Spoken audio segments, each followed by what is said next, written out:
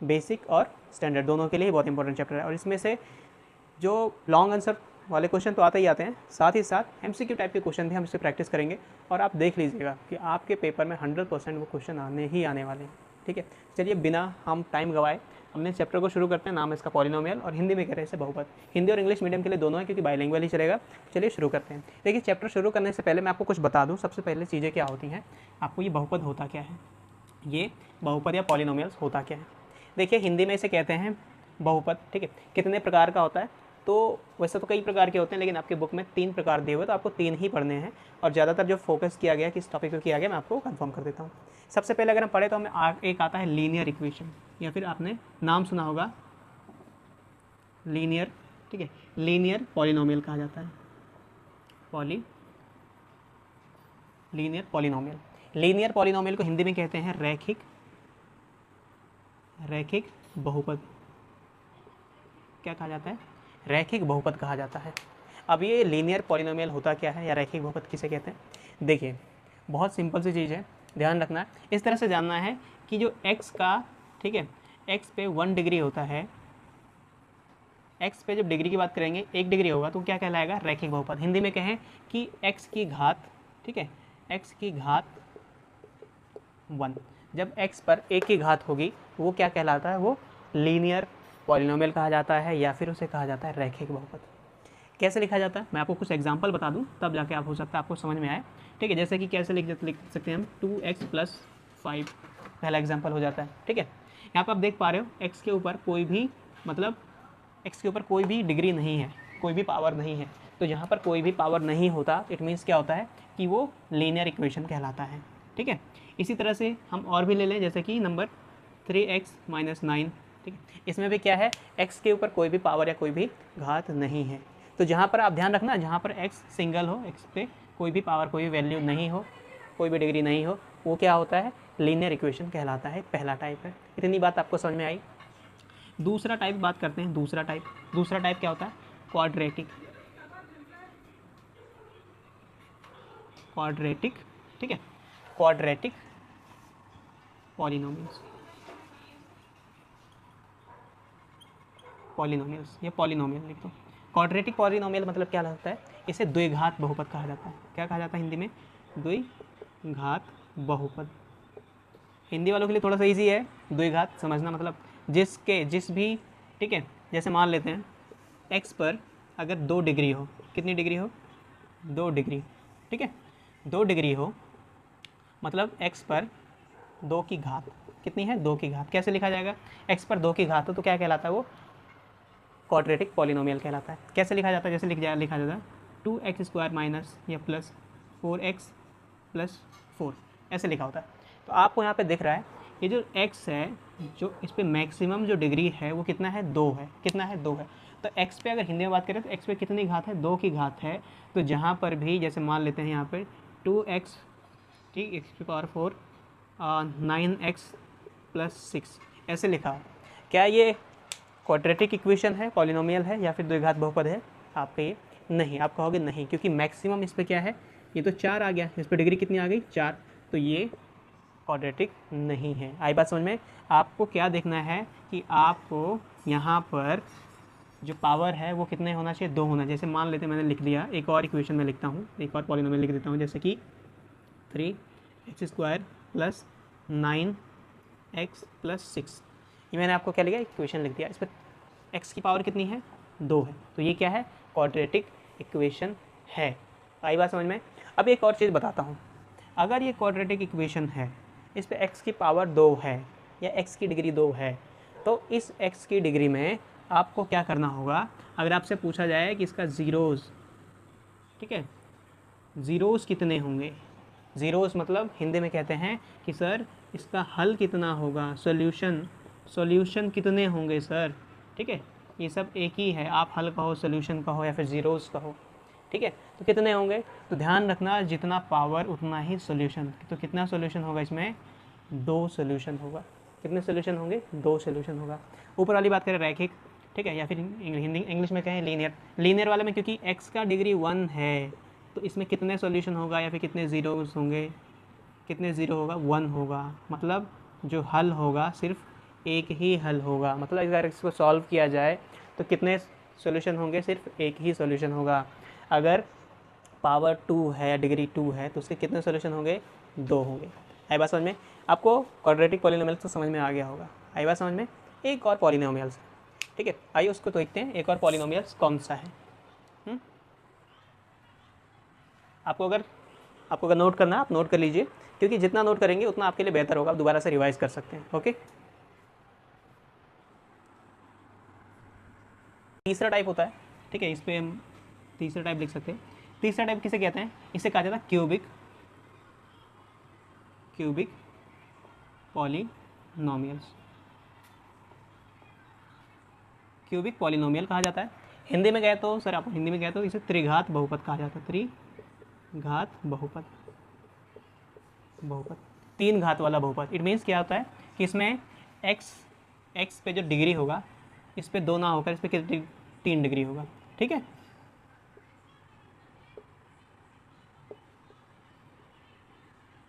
तीन डिग्री होगा। आई बात समझ में? अगर हिंदी में कहे तो एक्स पर 3 की घात। आई बात समझ में? एक्स पर कितने की घात? 3 की घात, मतलब डिग्री कितने होंगे? तो 3 डिग्री होगा इस पर। इसके साथ साथ एग्जाम्पल पे कैसे लिखेंगे? एग्जाम्पल देखो, एग्जाम्पल कैसे, कुछ एग्जाम्पल देख लो। एग्जाम्पल इस तरह से जैसे कि लिखा होगा 9x, यहाँ पर पावर कितनी हो जाएगी? 3, ठीक है। प्लस ले लो, यहाँ पे लिख लो 5x² प्लस 3x प्लस 4, ठीक है। ये इस तरह से लिखा होता है। तो मैक्सिमम जो एक्स पे डिग्री होगी, ठीक है, एक्स पे जो डिग्री होगी कितनी होगी? 3 होगी। इसी को कहा जाता है क्यूबिक पॉलिनोमियल या फिर त्रिघात बहुपद। इतनी बात समझ में आ गई? इतनी बात समझ में आ गई तो आप ये भी जानते होंगे कि जैसे कि अभी लास्ट हमने बात किया क्वाड्रेटिक में कि अगर उस पर पावर 2 है तो उसमें ज़ीरोज़ भी कितने होंगे? 2। लेकिन अगर इसमें पावर 3 है तो इसमें ज़ीरो कितने होंगे? 0 मतलब ज़ीरोज़, ठीक है। ज़ीरोज़ मतलब हल, मतलब सॉल्यूशन। अगर इसको सॉल्व किया जाए, इस इक्वेशन को सॉल्व किया जाए तो कितने हल होंगे, कितने ज़ीरोज़ होंगे? क्योंकि पावर 3 है तो यहाँ पे कितना सॉल्यूशन होगा? 3 होगा। हल कितने होंगे? इसमें 3 होंगे। ये बात आपको समझ में आ गई होगी, आ गई है? देखिए, ये तो एक इंट्रोडक्शन बेस था। क्या था? एक इंट्रोडक्शन था। इंट्रोडक्शन के बीच में आपने देखा, ठीक है, इस इंट्रोडक्शन में आपने देख लिया कि क्या क्या है, किस तरह से कौन कौन से पॉलिनोमियल्स होते हैं। मैं बता दूं, ये जो चैप्टर है इसमें आइए जानते हैं सबसे मेन इंपॉर्टेंट क्वेश्चन क्या होता है। सबसे मेन इंपॉर्टेंट क्वेश्चन जो आपके MCQ में भी आता है, MCQ में तो आता ही आता है, साथ ही साथ आपके जो, ठीक है, एक MCQ को छोड़ के जो पूरा सोल्यूशन लिखने का होता है, लाइक 3 मार्क, ठीक है, 3 मार्क क्वेश्चन ये भी आता है। कई बार 2 मार्क्स में पूछ जाता है, 2 मार्क्स में पूछ जाता है। तो सबसे इम्पोर्टेंट क्वेश्चन है वो, और वो इस पेपर में, आप ये पेपर देखो, इससे प्रीवियस ईयर के कुछ पेपर देख लो, कुछ भी देख लो, वो क्वेश्चन आपके पेपर में आना ही आना है। कूद कर आए, उछल कर आए, भाग कर आए, दौड़ कर, किसी भी तरह से वो आता ही आता है। तो अब आप सोच रहे होगे कि सर ये सच में ऐसा है कि वो क्वेश्चन आता है? हाँ बिल्कुल। जैसे मैं बताऊँ, खाना बनाया किसी ने, खाने में अगर नमक ना हो तो क्या वो खाना टेस्टी होता है? नहीं होता। इसी तरह से अगर मैथ का चैप्टर बन रहा है, मैथ का अगर क्वेश्चन है, उसमें से क्वेश्चन ना हो, क्योंकि मैथ के चैप्टर में इस पॉइंट से ये क्वेश्चन ना हो तो बिल्कुल ही मैं वो क्वेश्चन कह सकते बन ही नहीं सकता। आप सब बोलोगे सर इतना कह रहे हो तो वो क्या है, मतलब क्वेश्चन क्या है? चलिए जानते हैं वो क्वेश्चन क्या है। सबसे पहले होता है, मैं आपको बता देता हूँ क्वेश्चन कैसे होता है। क्वेश्चन इस तरह से होता है कि फाइंड द वैल्यू ऑफ के। क्या होता है? फाइंड द वैल्यू ऑफ के। आपने 9th में भी पढ़ा होगा, ठीक है, 9th में पढ़ा होगा। फाइंड द वैल्यू ऑफ के। किस तरह से क्वेश्चन होता है सर? के किस तरह से वैल्यू फाइंड करते हैं कि के का मान ज्ञात करें। हिंदी में बात करें तो के का मान ज्ञात करो, मान ज्ञात करो, ये क्वेश्चन होता है भाई। अब ये क्वेश्चन कैसे होता है? देखिए, ये क्वेश्चन होता है इस तरह से कि आपको एक इक्वेशन दे दिया जाएगा, एक इक्वेशन दे दिया जाएगा। इक्वेशन किस तरह से? 3x², ठीक है, क्या है? 3x², ठीक है, इसके साथ साथ माइनस 4x प्लस के। अब बताओ के की वैल्यू क्या है? क्या है? अब बताओ के की वैल्यू क्या है? इस तरह से कोई और क्वेश्चन दे दिया जाए, 2x² माइनस 3x प्लस या माइनस ले लो माइनस k, बताओ वैल्यू क्या है। ठीक है, इस तरह से ये क्वेश्चन ना देकर क्या क्वेश्चन दे दे 2x² माइनस kx, ठीक है, माइनस 4। अब बताओ k equal to what. Question समझ में आया आपके कि find the value of k कहीं भी हो सकता है। ठीक है, यहाँ भी, यहाँ भी, यहाँ भी, यहाँ भी, कहीं भी हो सकता है, लेकिन आपको इससे घबराना नहीं है। अब हम जानेंगे कि k की वैल्यू किस तरह से फाइंड करते हैं। देखिए आपके सामने क्वेश्चन लिखा हुआ है, मैंने हिंदी में इसीलिए नहीं लिखा क्योंकि बहुत सिंपल है, यही क्वेश्चन है। मैं आपको बता देता हूँ किस तरह से लिखा हुआ है कि ये आपके पास इक्वेशन है। ठीक, इक्वेशन क्या है, x² minus 3x minus k। इस इक्वेशन में आपको find the value of k क्या है कि आपको k की वैल्यू फाइंड करनी है, k की वैल्यू फाइंड करनी है। अब यहाँ पर आपको दिया होगा x इक्वल टू माइनस 1, क्या दिया हुआ है x इक्वल टू माइनस 1। तो बहुत ही सिंपल तरीके से कैसे सॉल्व कर सकते हैं आइए जानते हैं, बहुत ही सिंपल, यूँ चुटकी बजाएंगे सॉल्व हो जाएगा। यहाँ पे आपको दिख रहा है P X equal to x² minus 3x minus k है। तो इसका मतलब क्या है कि यहाँ पर जो x इक्वल टू दे रखा है, तो यहाँ पे p मतलब वहाँ पे लिखना है -1 कि आपने x का मान क्या लिखा है, और the value of x is -1। क्या है, we are putting the value of x is -1। अब यहाँ पे कहाँ, जहाँ जहाँ भी आपको x दिख रहा है, आपको जहाँ जहाँ भी x यहाँ पे दिख रहा है वहाँ पे आपको -1 की वैल्यू पुट कर देनी है।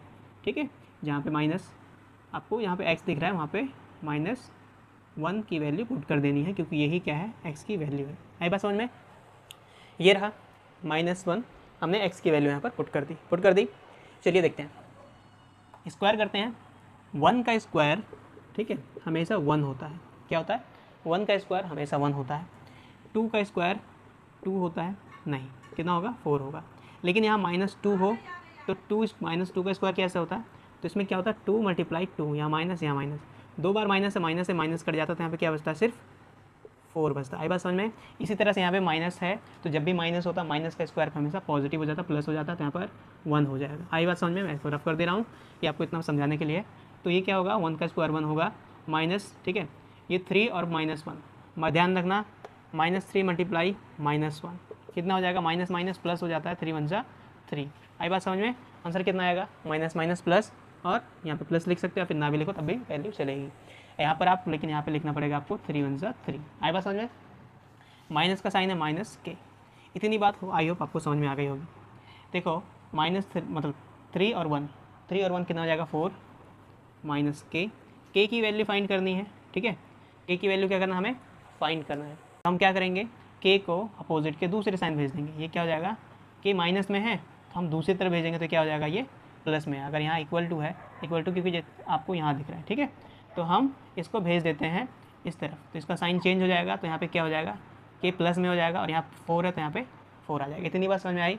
तो k इक्वल टू कितना हो जाएगा, 4। k की वैल्यू कितनी आ जाएगी, 4। तो ये क्या हो जाएगा, प्रूव्ड, या फिर हो जाएगा सॉल्यूशन। आई बात समझ में, या फिर इसे लिख दो हल। कितना है, हल। इतनी बात आपको समझ में आई क्या, आपको इतनी बात समझ में आई या नहीं आई, मुझे बता दो। k की वैल्यू आप फाइंड कर लोगे, अगर नहीं आई तो मैं आपको एक और क्वेश्चन सॉल्व बताता हूँ, एक और क्वेश्चन देता हूँ। ठीक है, इसे नोट कर लो अगर नोट करना है तो। देखिए दूसरा क्वेश्चन क्या है, हमें क्या करना है, प्रूव करना है। ठीक है, k की वैल्यू निकालनी है। ठीक है, k की वैल्यू निकालनी है, सिंपल, हमने जैसे बताया था आपको भी पता है। चलिए देखते हैं, मेरे साथ सॉल्व करिए, किसका आंसर पहले आता है। तो हमें क्या करना है, यहाँ पर x की वैल्यू ढूंढनी है। x की वैल्यू कितना है, यहाँ पे दे रखा है 3। x की वैल्यू कितना दे रखा है, 3। यहाँ पे put the value of x, ठीक है, कितना है, 3 है।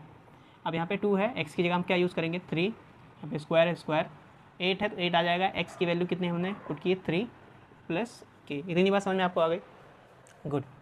2 ऐसे एज इट इज़ लिखा जाएगा। 3 का स्क्वायर कितना हो जाएगा, 9, मल्टीप्लाई है तो मल्टीप्लाई। ठीक है, इसके साथ साथ -8 और 3 का मल्टीप्लाई हो रहा, तो 8 × 3 = 24, कितना हो जाएगा, 24 + k।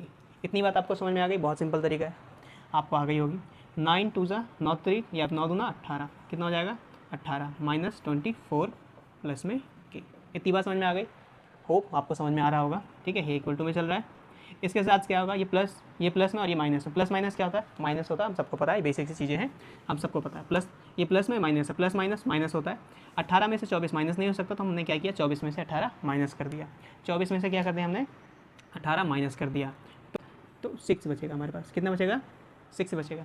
लेकिन साइन किसका आएगा, प्लस या माइनस का। सबसे इंपॉर्टेंट चीज़, साइन किसका आएगा, तो जो नंबर बड़ा होगा, जैसे 24 बड़ा है तो यहाँ पे क्या आएगा, साइन 24 का आएगा। आई बात समझ में? तो ये -6 हो जाएगा, यहाँ पे प्लस में k, क्या है ये, प्लस में k है। कभी भी k की वैल्यू, ठीक है, यहाँ पर क्या है, कभी भी जैसे क्या है k और ये एक साथ है तो हमें k फाइंड करना है, तो k को हम क्या करेंगे, दूसरी तरफ लेकर जाएँ, तो ये k क्या होगा, प्लस में वहाँ जाएगा तो माइनस हो जाएगा। तो लेकिन हमें जब भी हम फाइंड करेंगे k पॉजिटिव होना रखना चाहिए, k रखेंगे पॉजिटिव में, तो k को यहीं रख देते हैं, ठीक है, k को यहीं रख देते हैं, k की वैल्यू यहीं रख देते हैं और इस 6 को भेजते हैं इक्वल टू के उस तरफ, तो इसकी वैल्यू भी चेंज हो जाएगी। लाइक कैसे, इसका साइन चेंज हो जाएगा, साइन कैसे, माइनस में, तो यहाँ पे क्या हो जाएगा, +6, k इक्वल टू कितना आ गया, 6 आ गया, k इक्वल टू कितना आ गया, 6 आ गया। तो यही हमारा क्या है, वैल्यू है, find the value of k, तो मतलब ये हमें पता चल गया k इक्वल टू कितना, 6। ये इतना बेहतरीन क्वेश्चन है कि आपको MCQ टाइप में देखने को मिल जाएगा, MCQ में, ठीक है, लॉन्ग आंसर में, ठीक है, लॉन्ग आंसर में देखने को मिल जाएगा। ये आपको मिलेगा ही मिलेगा। मैंने आपको बताया ये 100% श्योर है कि इस चैप्टर में से, चैप्टर नंबर 2 पॉलिनोमियल्स में से फाइंड द k की वैल्यू, ये डेफिनेटली श्योर है, आना ही आना है। तो आप एक बार अच्छे से प्रैक्टिस कर लो, समझ में नहीं आया तो एक बार वीडियो रिवाइज कर लो, थोड़ा बैक कर लो, उसके बाद देख लो। इतनी बात समझ में आ गई, चलिए आगे बढ़ते हैं अगले चैप्टर, मतलब अगले टॉपिक की तरफ। इस तरह से आपको क्वेश्चन दिया गया होगा, आपने बुक में देखा होगा, इस तरह से आपको क्वेश्चन दिखाया गया होगा, सिंपल सा पूछा जा रहा है। आप देखोगे इसमें कैसा क्वेश्चन लिखा होगा, how many zeros are there, मतलब इस क्वेश्चन में, इस पूरे क्वेश्चन में दिए गए प्रश्न में कितने हल हैं, कितने सॉल्यूशन है, आपको यही ध्यान रखना है। बहुत इजी कॉन्सेप्ट है ये, आपको अगर मैं बताऊँ तो 2.1 का, ठीक है, ये 2.1 आपको इसी में क्लियर हो जाएगा, इसी एक क्वेश्चन में क्लियर हो जाएगा। कैसे क्लियर हो जाएगा, ध्यान रखना, एक्स एक्सिस पे जहाँ भी आपको ये जो रेखा है कट करते हुए नजर आए, सिर्फ एक्स एक्सिस पे, तो जैसे दो जगह पे ये कट कर रही है तो कितने ज़ीरोज़ होंगे, तो 2 ज़ीरोज़ होंगे। मतलब हल की बात करें कितने हल होंगे, तो 2 हल होंगे, सिंपल सी बात है। अभी अगर बात किया जाए, एक और मैं बना दूँ, ठीक है, X Y dash X dash, ठीक है, एक और मैं हल बना दूँ, इस तरह से घूमता हुआ आ जाए, इस तरह से घूमता हुआ आ जाए। एक बार यहाँ वाई एक्सेस पे कट कर रहा है, एक बार यहाँ पे, एक बार यहाँ पे। अब मैं पूछूँ आपसे कि बताइए how many zeros are there, यहाँ पे कितने जीरोज़ हैं, इस क्वेश्चन में कितने जीरो, कितने हल हैं। तो आपको क्या करना, बोलोगे 1 2 3, सर 3 जगह कट कर रहा है, 3 होंगे, नहीं 3 नहीं होंगे। क्या होगा, सिर्फ और सिर्फ आपको एक्स एक्सेस पे देखना है कि एक्स एक्सेस पे ये जो लाइन है, जो रेखा है, या फिर ये जो भी आपको ये लाइन दिख रहा है टेढ़ा मेढ़ा सा, ये एक्स एक्सेस पे, मतलब इस एक्सेस पे, इस वाले एक्सेस पे कितनी बार कट कर रहा है, कितनी बार टच हो रहा है। जितनी बार टच हो रहा होगा उतने जीरोज़ होंगे। तो क्योंकि 1 2 बार जगह, तो जीरोज़ कितने होंगे, तो 2 होंगे, 2 ही हल होंगे। इतनी बात समझ में आ गई। आप एक बार बुक उठाकर देखो, 2.1 पूरा इसी तरह से क्वेश्चन है, कुछ लगभग 6 क्वेश्चन है उसमें। आप उसमें देखो, जहाँ भी एक्स एक्सेस पे, जहाँ भी लाइन कट कर रहा है, जहाँ भी टच कर रहा है, ओनली एक्स एक्सेस, ठीक है, इस एक्स एक्सेस पे जहाँ भी लाइन कट कर रहा, जितनी बार कट कर रहा होगा उतने जीरोज़ होंगे। ये रहा आपका 2.1 कंप्लीट। 2 मिनट में कंप्लीट हो जाएगा 2.1। अभी ये, अब अगर आप ध्यान से देखें तो आई बात समझ में, कोई कन्फ्यूजन नहीं होना चाहिए। जहाँ भी आपको एक्स एक्सेस पे कट करता नजर आए वो आपके जीरोज़ हैं, 2 जीरोज़ होंगे। 3 बार कट कर रहा है, 3 जीरोज़ होंगे। 4 बार कट कर रहा है, 4 जीरो। और किसी वाई एक्सेस पे कट करे तो वो जीरोज़ में काउंट नहीं होगा। सिंपल सी चीज़ें हैं, इतनी बात आपको समझ में आ गई होगी डेफिनेटली। आई बात समझ में। अगर आपको बोल दिया जाए अब कि बताओ इसमें कितने जीरोज़ हैं, ठीक है, इस तरह से मैं आपको क्वेश्चन लिख लूँ, ठीक है, इस तरह से क्वेश्चन है, इस तरह से क्वेश्चन आ रहा है, बोला जा रहा है इसमें बताओ कितने जीरोज़ हैं, कितने जीरोज़ बताओगे आप, तो 1 2 3 4, कितनी बार है, 4 बार ये कट कर रहा है, 4 बार इंटरसेप्ट कर रहा है, 4 बार कट कर रहा है। किस एक्सेस को, हमें एक्स एक्सेस से लेना देना है, एक्स एक्सेस से हमें लेना देना है, तो हमें एक्स एक्सेस देखना पड़ेगा। वाई एक्सेस कहीं भी जाए हमसे उससे मतलब नहीं है। 4 बार कट कर रहा है तो इसके कितने जीरोज़ होंगे, 4 जीरोज़ होंगे। सिंपल सी बात है। चैप्टर नंबर 2 का 2.1 खत्म, चैप्टर नंबर 2 का 2.1 खत्म। इतना ही है, फाइंड द वैल्यू ऑफ के, और इसके बाद ये, ठीक है, how many zeros are there. इतनी बात आपको समझ में आ गई होगी।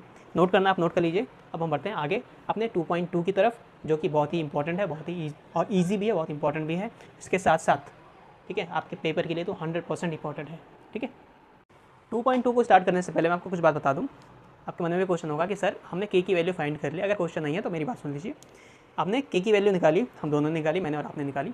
अब के की वैल्यू जब निकाली तो आपने उसमें बताया कि सर किसी भी क्वाड्रेटिक इक्वेशन में, मतलब द्विघात बहुपद में, क्या है, द्विघात बहुपद में, ठीक है, जिसके x की डिग्री 2 होती है, उसमें कितने जीरोज़ होते हैं, 2 जीरोज़ होते हैं, 2 हल होते हैं, ठीक है। तो पहले वाले में जब इसमें हमने k की वैल्यू निकाली थी उसमें तो एक x का हल ऑलरेडी गिवन हुआ था, एक x का हल दिया हुआ था, तो सर हम दूसरा कैसे निकालेंगे, ठीक है। सिंपल सा क्वेश्चन आप ऐसे कह सकते हैं कि सर जीरोज़ कैसे फाइंड करते हैं, जीरोज़ कैसे फाइंड करते हैं कि हम किसी भी क्वेश्चन का हल, किसी भी क्वेश्चन का हल कैसे निकालते हैं। तो अब हम यही जानेंगे किसी भी क्वेश्चन का जीरोस कैसे निकालते हैं, हल कैसे निकालते हैं, और कौन से इक्वेशन का, तो क्वाड्रेटिक पॉलिनोमियल का या क्वाड्रेटिक इक्वेशन का, द्विघात बहुपद का हल कैसे ज्ञात करें। आइए जानते हैं how to find zeros in quadratic polynomials. आई बात समझ में। क्वाड्रेटिक इक्वेशन में या क्वाड्रेटिक पॉलिनोमियल में ऐसा क्वेश्चन लिखा होता है, ये भी क्वेश्चन बहुत ही इंपॉर्टेंट है, बहुत ही मेन इंपॉर्टेंट है। ये आपके लॉन्ग आंसर में आता है। लॉन्ग आंसर में आता है कि आप बताइए कि फाइंड द जीरोस, मतलब हल ज्ञात करिए। सिंपल लिखा होगा हल ज्ञात करिए, फाइंड द जीरोस लिखा होगा, और आपको क्या करना होगा, इसको सॉल्व करना होगा। किस तरह से सॉल्व करते हैं आइए जानते हैं। किस तरह से सॉल्व करना होता है, सबसे पहले ये जो क्वेश्चन आपको दिख रहा है, ठीक है, ये जो आपको क्वेश्चन दिख रहा है, इसको सॉल्व किया है, कैसे किया जाता है। इस क्वेश्चन में आप देखो यहाँ 8 है, ठीक है, यहाँ 8 है, यहाँ x के साथ एक नंबर होता है, ठीक है, कोई नंबर नहीं है तो इट मीन्स क्या है, इसके साथ क्या है, 1 नंबर है।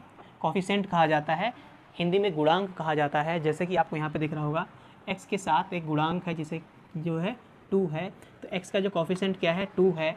इसी तरह से x स्क्वायर का भी एक कोफिशिएंट होता है, ठीक है। अगर वहाँ पे कुछ नहीं है तो मतलब इसका मतलब क्या है, वहाँ पे x का कोफिशिएंट क्या है, 1 है, ठीक है। तो x स्क्वायर का कोफिशिएंट 1 है। 8 और 1 का हम क्या करते हैं, एलसीएम लेते हैं। क्या करते हैं, 8 और 1 का हम लेते हैं एलसीएम, ठीक है। 8 और 1 का एलसीएम इस तरफ ले लेता हूँ ताकि हमें ज़्यादा प्रॉब्लम ना हो। यहाँ 8 है, यहाँ 1 है, दोनों का एलसीएम कैसे लेंगे, 2 4 ज़ा 8, 1 सेम आ जाएगा, 2 2 ज़ा 4, 1 2 1 ज़ा 2 और 1 सेम है, ठीक। इतनी बात समझ में आ गई आपको। कैसे आया हमारे पास, 2 इंटू 2 इंटू 2 मल्टीप्लाई करें, 2 2 ज़ा 4, 4 2 ज़ा 8, 8 ही आएगा। अब आप बोलोगे सर इसका तो एलसीएम 8 ही आया, सेम नंबर ही आया है, तो हमें सिर्फ यहाँ तक नोट करना है। अभी अब हम क्या करेंगे, इसको फैक्टर करेंगे। क्या है, ये जो बीच वाला नंबर है, इस बीच वाले नंबर को हम क्या करेंगे, फैक्टर करेंगे। कैसे करेंगे कि इसको इस तरह से बांटो, ठीक है, इस तरह से फैक्टर करो, इस तरह से अरेंज करो कि प्लस या माइनस करने पर 8 आए, सॉरी प्लस या माइनस करने पर 2 आए, जो x का कोफिशिएंट है, x का गुणांक है वो है, या फिर इसको इस तरह से अरेंज करो कि मल्टीप्लाई करने पे कितना आए, एलसीएम वाली वैल्यू आए, 8 आए। किस तरह से निकालते हैं सर, किस तरह से अरेंज करेंगे कि x अगर इन दोनों को मल्टीप्लाई किया जाए तो 8 आए, और अगर इसको जोड़ा जाए तो 2 आए, ठीक है। कैसे करते हैं, इसी से अरेंज करना। देखो 2 2 ज़ा कितना हो जाएगा, 4, 2 2 ज़ा 4, 4 माइनस 2 कर दूंगा मैं, 4 माइनस 2 कर दूंगा, 4 माइनस 2 कितना हो जाएगा, 2 होगा या नहीं होगा। अब मुझे ये बता दो 2 होगा या नहीं होगा, बहुत सिंपल सा क्वेश्चन है, होगा, ठीक है। अगर मैं इन दोनों को आपस में मल्टीप्लाई करूँ, 4 2 ज़ा 8 और 4 2 ज़ा 8 क्या है, माइनस का 8 है। यहाँ पे आपको क्या दिख रहा है, माइनस का 8, ठीक है। यहाँ पे क्या आ रहा है, माइनस का 8। तो क्या मैंने क्या बताया था आपको, कि दो नंबर को इस तरह से अरेंज करें इसमें से कि अगर प्लस या माइनस करने पर 2 आए, ये जो x का कोफिशिएंट है वो आए, या फिर आप इन दोनों को मल्टीप्लाई करें तो आपको क्या है, एलसीएम की वैल्यू आए, जो आपको एलसीएम की वैल्यू है इन दोनों को मल्टीप्लाई करने पर जो वैल्यू आती है वो आए। इतनी बात समझ में आ गई। तो हमने अरेंज कर लिया, क्या आया सर, तो हम यहाँ लिखेंगे एक्स स्क्वायर माइनस, अब इसको ऐसे नहीं लिखेंगे तो इसको इस तरह से लिखेंगे 4 माइनस 2, यहाँ एक्स माइनस 8। इतनी बात आपको समझ में आ गई, 4 माइनस 2 एक्स माइनस 8। अब देखो क्या होता है, यहाँ से क्या करेंगे, अलग अलग कर लेंगे। एक्स स्क्वायर, इस 4 का, ये 4 प्लस में है, माइनस के साथ मल्टीप्लाई होगा तो क्या हो जाएगा, -4। इतनी बात समझ में आई, क्योंकि प्लस और माइनस माइनस होता है। अब ध्यान रखो ये x किसके साथ, 4 के साथ मल्टीप्लाई हो रहा है और 2 के साथ भी मल्टीप्लाई हो रहा है, तो यहाँ 4 के साथ मल्टीप्लाई हो जाएगा तो यहाँ 4x हो जाएगा। सिंपल सी बात, आप ध्यान रखिएगा। इसी तरह से जो साइन है, एक बार इसके साथ मल्टीप्लाई हो रहा है, एक बार इसके साथ मल्टीप्लाई हो रहा है, तो 4 के साथ तो माइनस आ गया, अब माइनस माइनस क्या होता है, प्लस होता है। क्या होता है, माइनस माइनस प्लस होता है। इसी तरह से x का 2 के साथ मल्टीप्लाई होगा तो क्या हो जाएगा, 2x हो जाएगा, और यहाँ पर आ जाएगा 8। इतनी बात आपको समझ में आई या नहीं आई, सिंपल सी बात है, समझ में आई, ठीक है। चलो आगे बढ़ते हैं।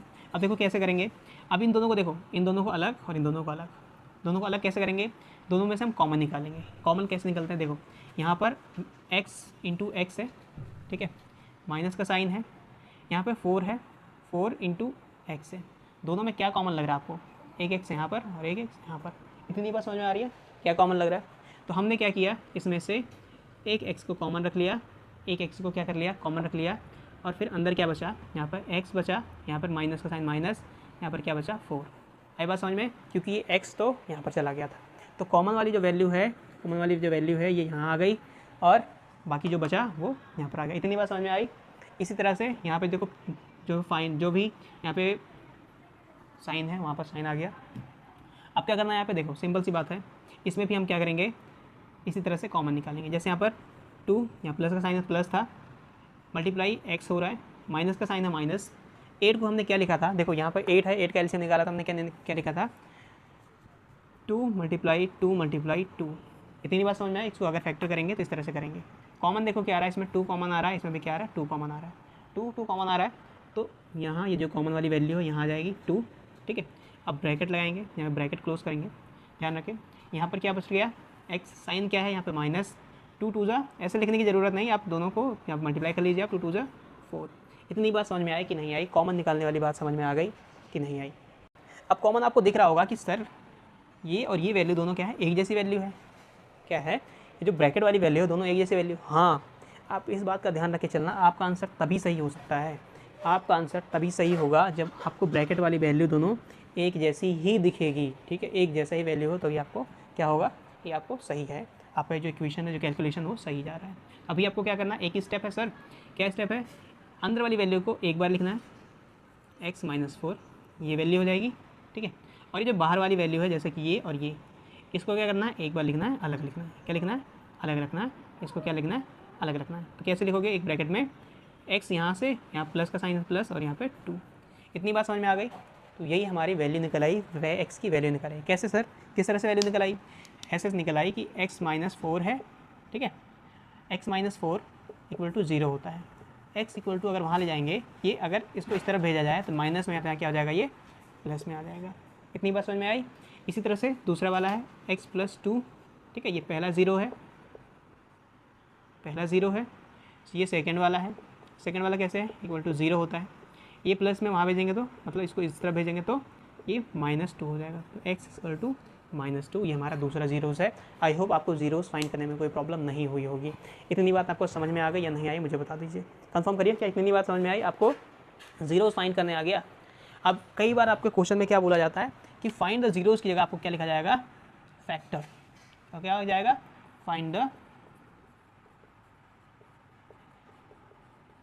फैक्टर्स, क्या होगा, फाइंड द फैक्टर्स, फैक्टर्स ज्ञात करिए।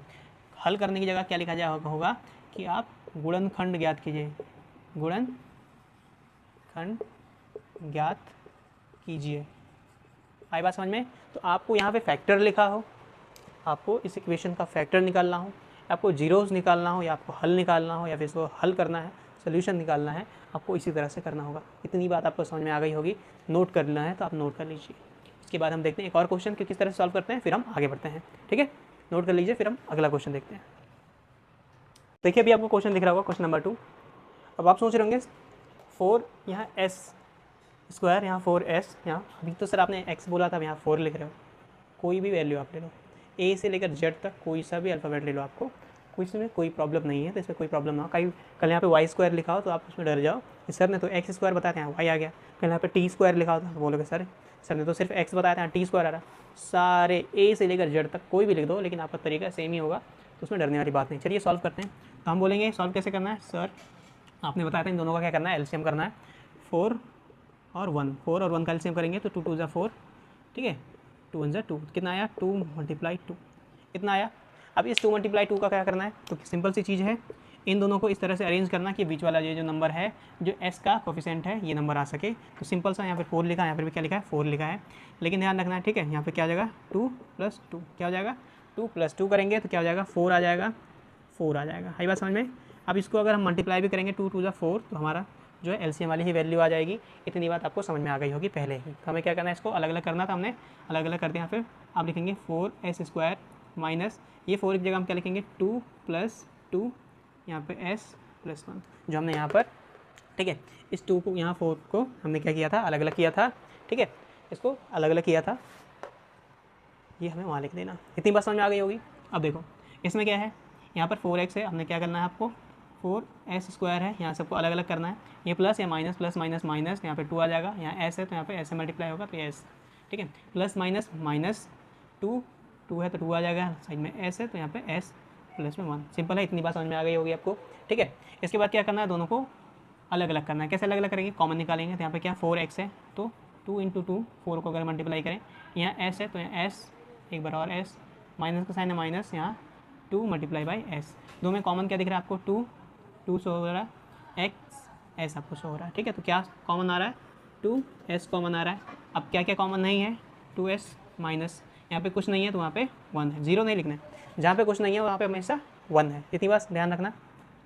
दूसरे वाले में देखो ये वाली वैल्यू माइनस का साइन है माइनस, ठीक है, यहाँ से 2 मल्टीप्लाई एस, ठीक है, ये वाली वैल्यू यहाँ पर आ गई, प्लस का साइन है 1 इंटू 1 ही होता है, 1 का 1 ही लिखा जा सकता है। अब देखो क्या है, माइनस माइनस, ठीक है। अब इसमें कॉमन क्या दिख रहा है आपको, देखो जहाँ पे कुछ भी कॉमन नहीं होता तो वहाँ माइनस या प्लस 1 ले सकते हैं, ध्यान रखना, यहाँ पे माइनस है तो यहाँ पे प्लस होगा, ठीक है, यहाँ प्लस है यहाँ पे माइनस है, तो हम क्या कर लेंगे, हमेशा जहाँ दो साइन होता है वहाँ प्लस माइनस दोनों एक साथ होता है, ठीक है। ध्यान रखते हैं प्लस होगा तो ये वैल्यू माइनस भी होगी, तो हम क्या करेंगे, हमने बात किया था कि ये ब्रैकेट में एक जैसी वैल्यू आनी चाहिए, तो हम प्लस वाला वैल्यू यहाँ ले लेंगे, ठीक है। तो यहाँ +1 ले लेंगे, हम +1 वैल्यू ले लेंगे, अंदर क्या बचेगा 2s, और यहाँ पे ये माइनस वाली वैल्यू, यहाँ पर ये क्या दोनों वैल्यू सेम आई है या नहीं आई है मुझे बताओ, ठीक है, सेम आ गई। तो सिंपल सी चीज़ है, इसके बाद क्या करना है सर, ब्रैकेट वाले वैल्यू को एक साथ लिखना है, 2s माइनस 1, और जो ब्रैकेट के बाहर है जैसे 2s + 1 इसको अलग अलग लिखना है। अब यही हो गया हमारा सोल्यूशन। सोल्यूशन किस तरह से है, हमने बात किया था सोल्यूशन किस तरह से है, 2s माइनस 1, चलो एक सोल्यूशन करके मैं बता देता हूँ, जैसे 2s माइनस 1 है, ठीक है, इक्वल टू 0 होता है। हम क्या करेंगे, यहाँ पे 2s माइनस 1 इक्वल टू 0 है, हमें क्या निकालना है, s की वैल्यू निकालनी है, तो -1 पहले उधर भेजेंगे, तो 2s इक्वल टू +1, s यहीं पर रखा है, ये 2 इसके साथ मल्टीप्लाई में आ जाएगा तो डिवाइड में, s की एक वैल्यू क्या आ जाएगी 1/2, s की एक वैल्यू क्या आ जाएगी 1/2। चलो ये इसको मैं रब कर देता हूँ, दूसरी वैल्यू लिख देते हैं। दूसरी वैल्यू क्या आएगी, जैसे दूसरी वैल्यू क्या है, 2s प्लस में 1 है इक्वल टू 0, 2s यहाँ प्लस में 1 है, यहाँ जाएगा तो माइनस में 1 हो जाएगा, s यहाँ पे ये मल्टीप्लाई है, इधर जाएगा तो -2, तो दूसरी वैल्यू जो होगी, दूसरा जो हल होगा s अपॉन में, जो s इक्वल टू 1/2, लेकिन ये माइनस में आएगा, तो एक बार माइनस में 1/2, एक बार प्लस में 1/2, यही दो हमारे हल होंगे इस क्वेश्चन का। आई बात समझ में, किस तरह से हल फाइंड करना है आपको समझ में आ गया होगा, किस तरह से जीरोस निकालते हैं, जीरो का हो, हल का हो, या गुणनफल का हो, या फिर फैक्टर का हो, ये इस तरह से सॉल्व होगा। इतनी बात आपको समझ में आ गई होगी, गुड, वेरी गुड। जैसा कि भी आपको बोर्ड पे दिख रहा होगा, हमने क्या लिखा है, इस वाले ये जो साइन बना हुआ है इसे कहा जाता है अल्फ़ा, क्या कहा जाता है इसे अल्फ़ा, और इसको कहा जाता है बीटा, क्या कहा जाता है बीटा, ये अल्फ़ा और ये बीटा, दोनों क्या होता है, देखो क्या होता है, हमने हल सॉल्व किया, हल मतलब ज़ीरोज़ निकाले, ज़ीरोज़ निकाला, तो जितने ज़ीरोज़ होंगे, लाइक 1 ज़ीरोज़, 2 ज़ीरोज़, 3 ज़ीरोज़, इसके आगे भी 4 5 6 ज़ीरोज़, जितने भी होंगे, क्योंकि क्वाड्रेटिक इक्वेशन पढ़ रहे हैं हम, क्वाड्रेटिक पॉलिनोमियल्स, तो इसमें 2 ही ज़ीरो होगा।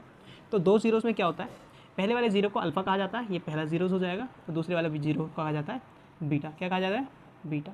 इसके बाद भी होता है, जैसे गामा कहा जाता है, उसके बाद भी एक ज़ीरो होता है, उसे लैंडा कहा जाता है, इस तरह से अलग अलग नाम से जाना जाता है। लेकिन अभी हमें क्या है, 2 ही ज़ीरोज़ निकालने हैं। ये आपने क्यों लिखा सर, ये आपने क्यों लिखा, इसलिए लिखा क्योंकि तुम्हारे चैप्टर में है। सर है क्या ये, तो ये है, ये जैसे मैंने अभी आपको फैक्टर निकालना सिखाया, गुणनखंड करना सिखाया, फिर ज़ीरोज़ निकालना सिखाया।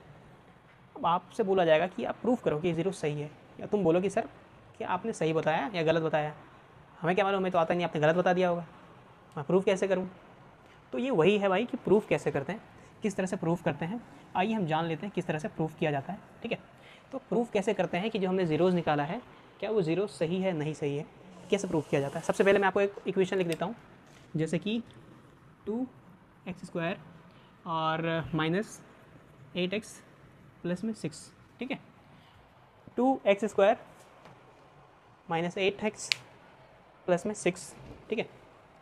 अब आपसे पूछा जाए कि सर बताइए इसका क्या होगा, ज़ीरोज़ क्या होगा।